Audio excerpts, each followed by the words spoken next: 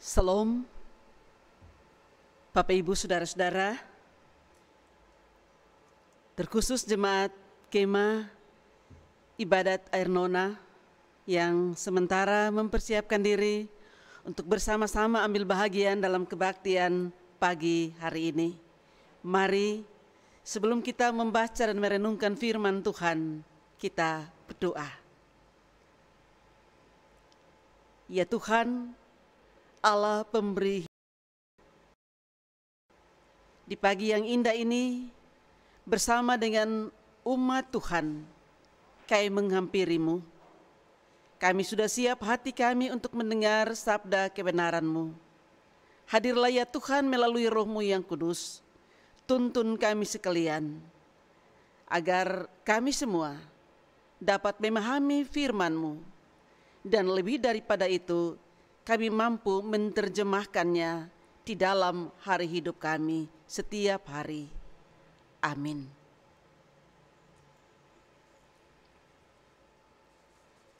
Kita sama-sama akan membaca bagian Alkitab yang terambil dari kitab Joel pasal 2, ayat 28 dan ayat 29. Saya akan membacakannya untuk kita semua. Kemudian daripada itu akan terjadi bahwa aku akan mencurahkan Rohku ke atas semua manusia. Maka anak-anakmu laki-laki dan perempuan akan bernubuat.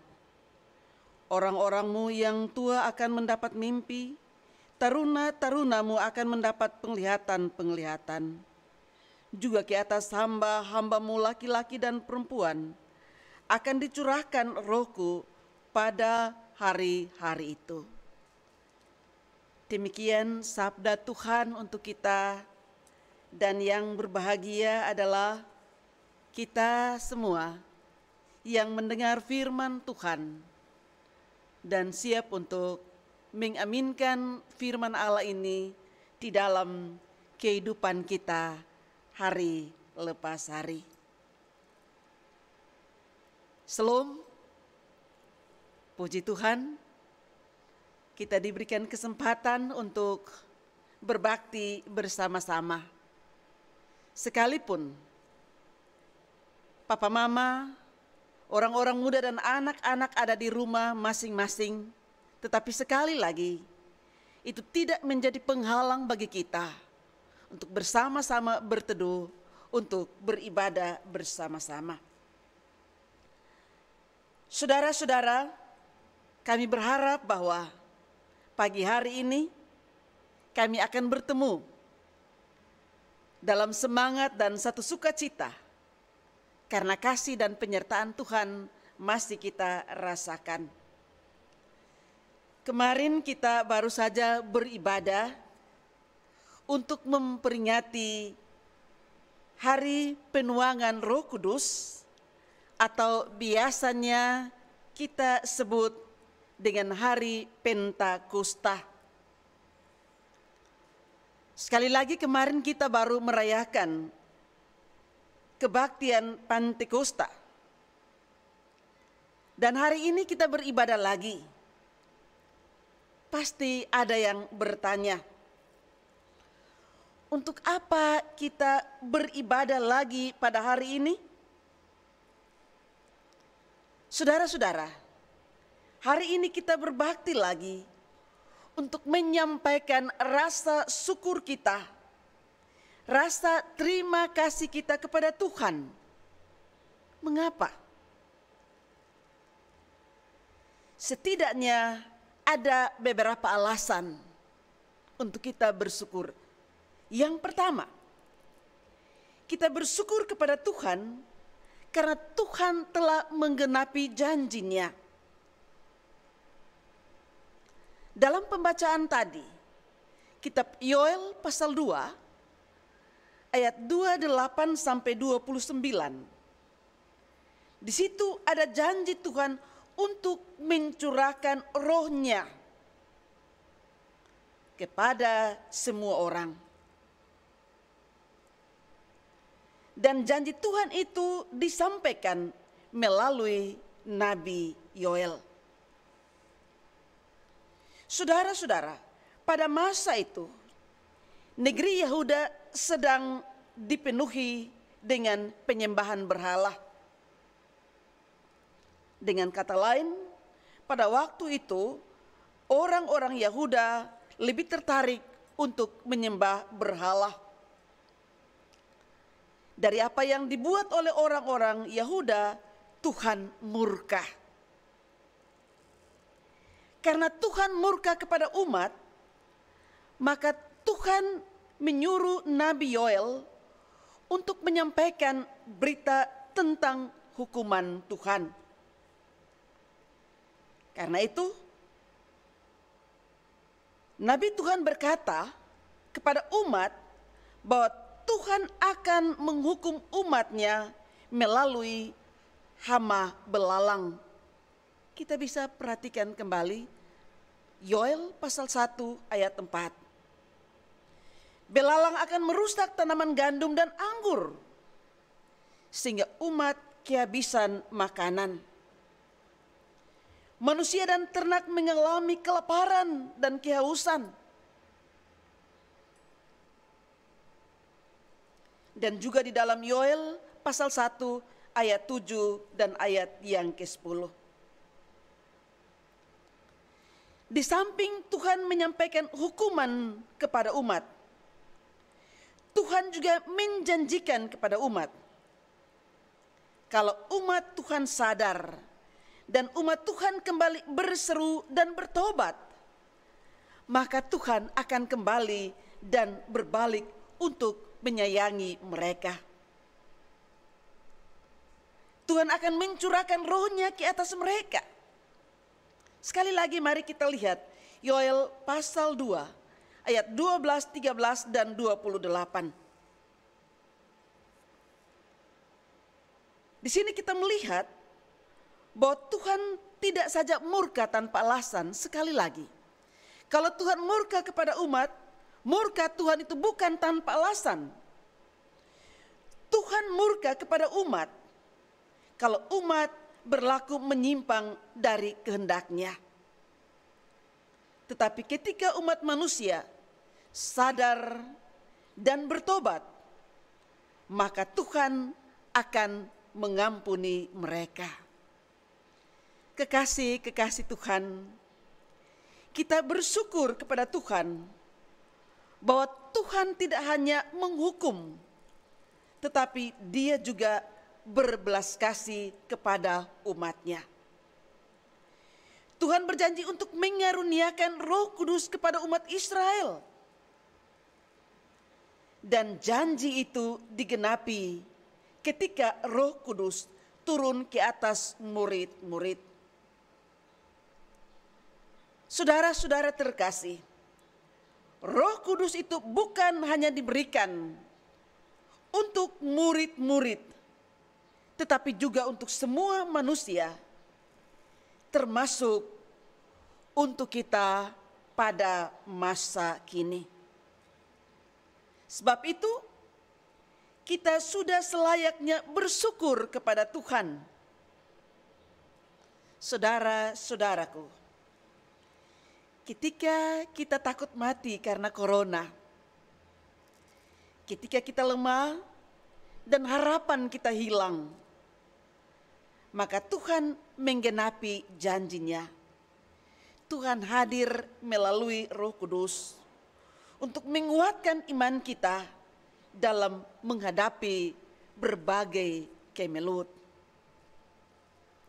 Alasan kedua kita bersyukur yaitu karena dengan adanya Roh Kudus, maka Injil diberitakan dan gereja tersebar di seluruh dunia. Kita perhatikan Kisah pasal 1 ayat 8. Di situ Tuhan Yesus berkata kepada murid-murid bahwa murid-murid akan menerima kuasa kalau Roh Kudus turun ke atas mereka, dan mereka akan menjadi saksi mulai dari Yerusalem sampai ke ujung bumi. Saudara-saudaraku yang terkasih, jadi kalau Roh Kudus itu tidak ada, maka gereja tidak pernah akan ada. Karena tidak ada yang memberitakan Injil. Tetapi ketika Roh Kudus turun ke atas murid-murid atau para rasul-rasul, maka mereka mulai memberitakan Injil. Sehingga banyak orang percaya kepada Yesus Kristus dan gereja terbentuk. Dalam sejarah gereja kita tahu bahwa gereja Masih Injili di Timor terbentuk karena para pemberita Injil yang datang dari Belanda. Roh Kudus mendorong para pekabar Injil dari tempat yang jauh untuk datang memberitakan Injil di Indonesia, termasuk di Nusa Tenggara Timur. Oleh pekerjaan Roh Kudus, kabar keselamatan itu sampai ke tempat di mana saudara dan saya berada. Roh Kuduslah yang sangat berjasa untuk membuat para leluhur kita mendengar berita keselamatan dan menjadi pengikut-pengikut Tuhan Yesus. Saudara-saudara, sekali lagi hari ini kita bersyukur atas peranan Roh Kudus sebagai anggota tubuh Kristus dalam lingkungan gereja Masih Injili di Timor. Saudara dan saya mempunyai tanggung jawab untuk menyampaikan kabar baik ini untuk anak cucu kita. Alasan yang ketiga mengapa kita bersyukur kepada Tuhan, karena dengan adanya Roh Kudus, maka kita dituntun untuk melakukan hal-hal yang baik dan benar. Saudara-saudara yang Tuhan Yesus kasihi, ketika Roh Kudus itu ada dalam hati kita, maka Roh Kudus itu dia menjadi seperti polisi di dalam hati kita. Dan dia terus mengontrol kita. Ketika hati kita tergoda untuk melakukan kejahatan, melakukan tindakan-tindakan yang tidak Tuhan kehendaki, maka Roh Kudus akan berbisik dan menegur kita. Ketika saudara dan saya terlanjur melakukan dosa, maka Roh Kudus kembali menyadarkan kita untuk bertobat. Itulah pekerjaan Roh Kudus yang ada dan diam di dalam hati kita. Sebaliknya, kalau kita berbuat dosa, kalau kita menyakiti, kita melakukan hal-hal yang tidak berkenan, bahkan menyakiti hati sesama kita, tapi kita selalu merasa aman, kita tidak pernah merasa bersalah, itu pertanda apa? Itu pertanda bahwa Roh Kudus tidak lagi mendiami hati saudara dan saya. Kalau Roh Kudus tidak lagi mendiami hati kita, maka kita punya kecenderungan untuk melakukan hal-hal yang tidak benar. Mulai tidak jujur, mulai berbohong, dan masih banyak kesalahan-kesalahan yang kita lakukan tanpa ada rasa bersalah. Sekali lagi saudara-saudara, tugas Roh Kudus yaitu mengingatkan kita tentang dosa-dosa kita, sehingga saudara dan saya kembali untuk bertobat. Sekali lagi, masih ada kesempatan bagi saudara dan saya. Karena itu, ketika saudara dan saya melakukan hal-hal yang tidak berkenan, dan ada suara hati yang mengingatkan untuk jangan lanjutkan lagi, maka itu pertanda bahwa Roh Kudus sedang mengingatkan kita. Bapak, Ibu, saudara-saudara yang diberkati Tuhan, sekali lagi kita bersyukur hari ini karena Roh Kudus mempunyai peranan yang sangat penting dalam kehidupan gereja dan juga dalam kehidupan kita.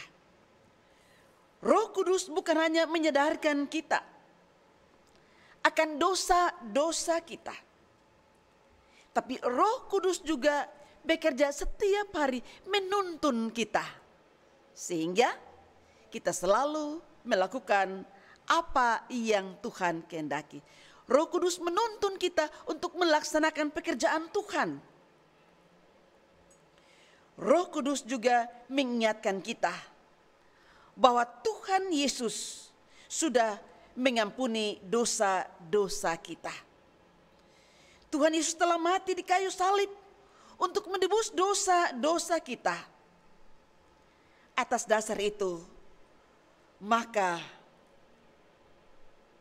kita bersyukur bahwa luar biasa pekerjaan Roh Kudus. Saudara-saudara yang Tuhan Yesus kasihi, kami biasanya merayakan perjamuan kudus triwulan pertama pada bulan Maret atau April, dan beberapa waktu karena kita berhadapan dengan pandemi COVID-19, maka perayaan perjamuan kudus yang seharusnya kita laksanakan dalam bulan April tidak sempat kita laksanakan. Dan karena itu kita baru siap untuk perjamuan kudus itu akan kita laksanakan pada hari Sabtu tanggal 6 Juni nanti. Untuk itu, melalui kesempatan ini, saya juga mau menghimbau agar tiap-tiap anggota SIDI, mari bersama-sama kita mempersiapkan diri. Berdoa secara pribadi. Sadarilah akan dosa-dosa kita dan minta ampun kepada Tuhan. Sebab Tuhan Yesus sudah siap mengampuni kita. Berdoalah agar Roh Kudus senantiasa menuntun hati kita. Pikiran kita terus terarah hanya kepada Yesus Kristus, Sang Juru Selamat yang telah mati dan bangkit untuk kita. Marilah saudara-saudara, kita siap untuk merayakan perjamuan kudus pada hari Sabtu nanti. Kita yakin bahwa Roh Kudus akan memampukan kita sehingga kehadiran kita tidak saja untuk melayani diri kita, tapi kehadiran kita untuk menolong umat, dan juga kita semua dipanggil untuk belajar bersyukur kepada Tuhan. Roh Kudus menolong umat Tuhan untuk senantiasa hidup bersyukur hanya kepada Tuhan. Amin.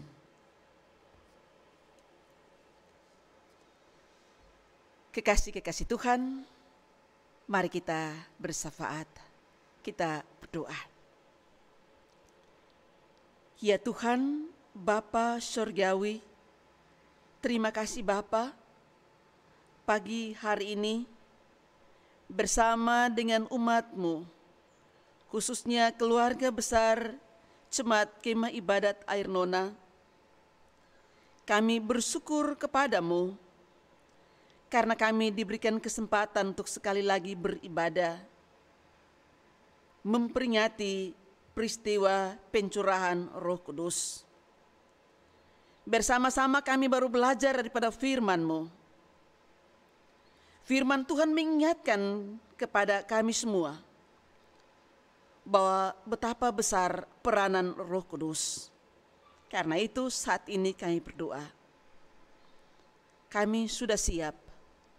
Kami mau membuka hati kami agar supaya Roh Kudus senantiasa menuntun kami, sehingga apa yang kami lakukan sungguh-sungguh mendatangkan sukacita hanya untuk Tuhan. Bapa Surgawi, kami saat ini berdoa bagi rencana keluarga besar Jemaat Kemah Ibadah yang akan mempersiapkan diri untuk ambil bahagian dalam perjamuan kudus nanti. Kami mohon Tuhan menolong. Biarlah Roh Kudus menuntun kami satu persatu agar kami sungguh-sungguh siap diri. Kami siap untuk ambil bagian dalam perjamuan kudus. Sekaligus kami bersaksi bahwa Allah yang kami percaya dalam Yesus Kristus adalah Allah yang hidup dan berkuasa. Karena itu Bapa, kami satu hati kami berdoa. Kami mohon Tuhan berkenan mengangkat virus yang mematikan ini dari tengah-tengah dunia ini. Biarlah kami boleh bersukacita lagi. Biarlah kami dapat satu hati, kami dapat berkumpul bersama-sama dalam rumah-Mu yang telah kami tinggalkan beberapa saat untuk kami beribadah di rumah tangga kami. Kami mohon kepadamu Tuhan, kasihanilah dan dengarlah permohonan kami. Kami mempunyai kerinduan yang sama, ada dalam rumah-Mu untuk berbakti, mensyukuri penyertaan dan perlindungan Tuhan bagi kami semua. Terima kasih Bapa. Hanya di dalam nama Tuhan Yesus Kristus kami berdoa. Amin. Shalom.